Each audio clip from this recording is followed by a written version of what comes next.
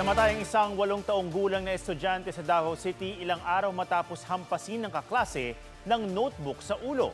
May report si Argel Relator ng GMA Regional TV. Isinugod sa ospital nitong Martes ang 8 taong gulang na batang babae na iyan sa Davao City matapos niyang indahin ang pananakit ng katawan.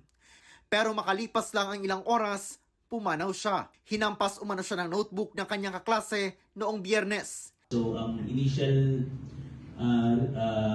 findings ng physician, cause of death po is brain injury and traumatic brain failure and traumatic brain injury. Medical findings, medical report ng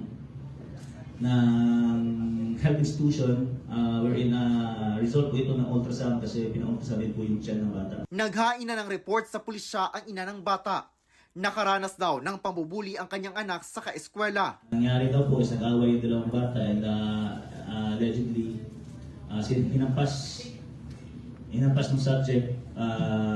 ng subject yung batang babae ng notebook sa ulo. Wherein inamin niya sa teacher na hinampas niya talaga ng notebook sa ulo yung babae. Wala pang pahayag ang paaralan.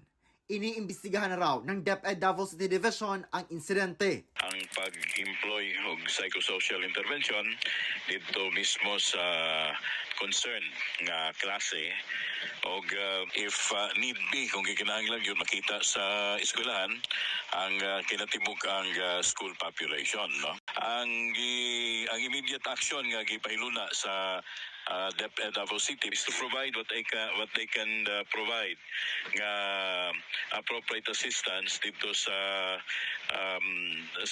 pamilya.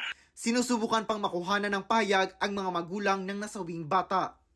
Mula sa GMA Regional TV, Argel Relator, GMA News.